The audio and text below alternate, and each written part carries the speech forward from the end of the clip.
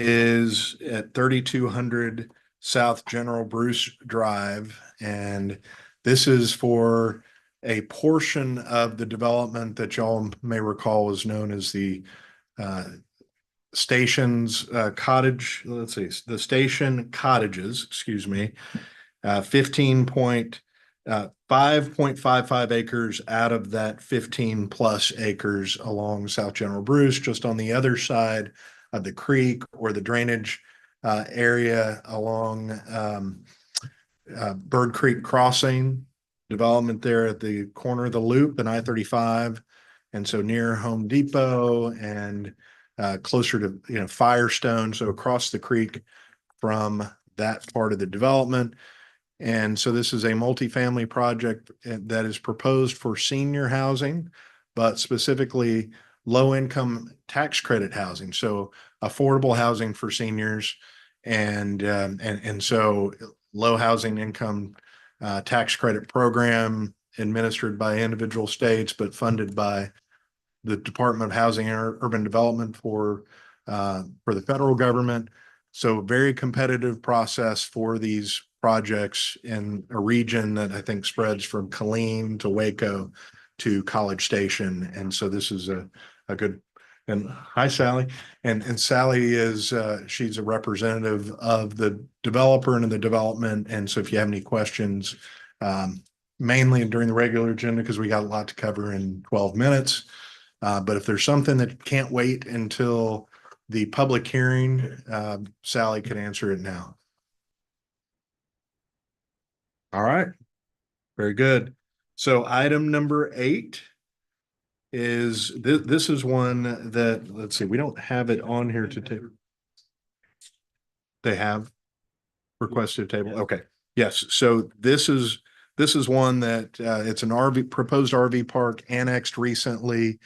And due to ongoing council discussions about our standards for RV parks and also land lease communities. So looking at both of those, they have agreed to request to table just to be able, to be considerate of council's discussions and ultimately so that we have a special workshop on Thursday at City Council to discuss this and hopefully not delay this and other RV park projects and then a land lease community expansion over in East Temple any longer than necessary. So they've agreed to request to table. And is it to a specific date, Kyle? To the next meeting. To the next meeting? Okay. And so, yes, if that would be something to make note of and make a motion to table at the request of the applicant. All right. Then number 9 is a rezoning at 5902 West Adams from Office 1 to Plan Development Neighborhood Service. And so if you looked at your packet, you probably recognize this property. It's been vacant since the building was constructed, probably in 2019, something like that. Well, the buyers are looking to rezone it to allow for neighborhood service type retail, but that also includes a restaurant. And so we've agreed to work with them, but also add some staff recommended conditions to be able to address neighborhood concerns, because the neighbors are very concerned about a restaurant use, and you see that in your packet that they've reflected that. So I'm sure we'll have more discussion on that item 9 during the public hearing. Okay, and item 10, 209 South 18th and 911 East Avenue B. This is located in East Temple, and you're looking at your packet and looking at the photos, and you see that these are buildings that are already under construction, townhomes that are alley accessed. I mean, essentially what they're building is what we want to see in our neighborhood planning areas, new residential investment, these are alley loaded, to allow for sidewalks and green space in the front yard. And so when they applied for the building permit for these units, it was for basically a multifamily complex, single lot. And so the lot widths didn't apply for townhomes, but then they decided that they wanted to plat into individual lots and be able to sell the units. So in doing that, during the plat process, we became aware of the fact that in the mixed use zoning district, townhomes have a minimum lot width, I believe, of 25 feet.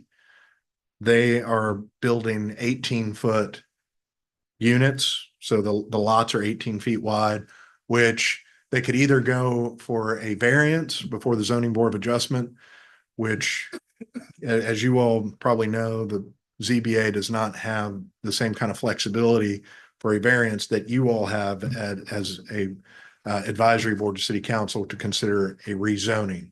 So they elected to rezone this with plan development for one specific reason, and that's to reduce the lot width from the 25 feet that's required by mixed use to 18, which is what they're building. So it's a plan development for that purpose only. Okay. And number 11 is a plat for Harvest Farms on South Kegley, 340 and probably 350. I don't know. It's covered by my binder. So either way, the rezoning was probably about a year ago, give or take, maybe not that A long. little less than. Okay. Townhomes just south of Christian Brothers Automotive at Kegley and Adams. And so the rezoning, there wasn't really any controversy at that time for the rezoning. So it went through, and the plat follows that rezoning ordinance. And so it's just here to create individual lots. Let's see, 167. All right, last item is a plat addressed at 4170 Cedar Creek Road. And this is the Gwendolyn's Place plat. And you will look at this location and remember that the zoning came forward a couple meetings ago, and annexation, which you all don't approve, but we have begun to report back to you all when annexations are going to city council so that you have a heads up. So yes, annexation approved, the rezoning was approved, and this is the plat that follows for duplexes. So as basically a transition from the I-35 overlay and future expansion of the industrial park, per comprehensive plan. There are other single family residential outside the city, but they back up, and a number of those neighbors did show up at planning and zoning, and they showed up at city council. Planning and zoning recommended against the rezoning. Council recommended for it, and despite requiring a supermajority.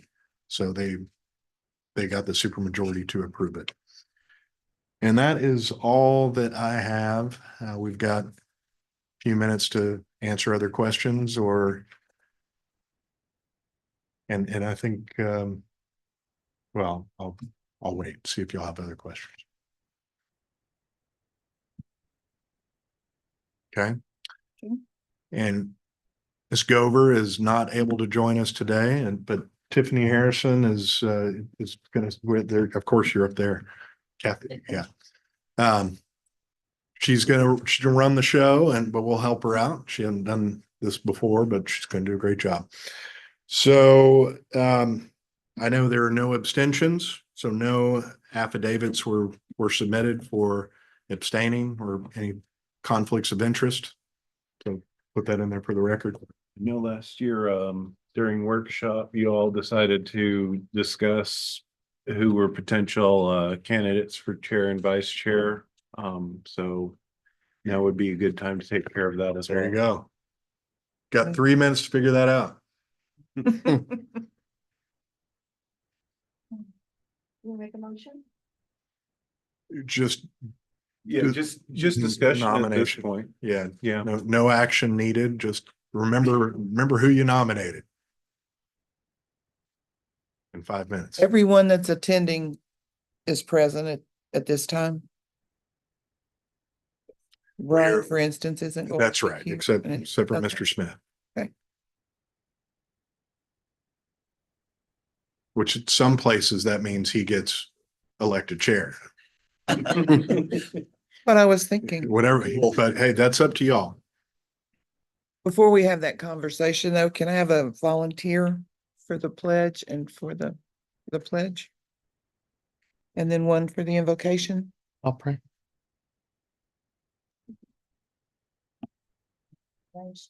Rick Rhodes. Oh, you're good.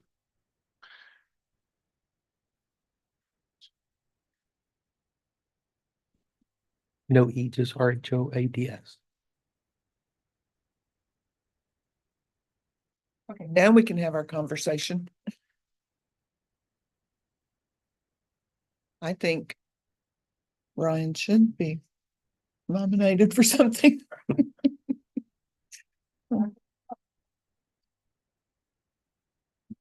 Okay. I'm okay with that. Make Ryan vice chair. We'll make Ryan vice chair. Already at the spot. Yeah. Yeah. We're not reseating. Mhm. And there are no affidavits for Brian and Tiffany. Okay. Is there any additional business to discuss at this time? If not, work session is closed at 5:29 PM. And Chair, I'll note that we're gonna have to log off the Zoom and then restart both the Zoom and YouTube streams. So give us just a few minutes to wrangle the technology and I will give you a thumbs up when we are clear to start the regular agenda. Perfect. Thank you.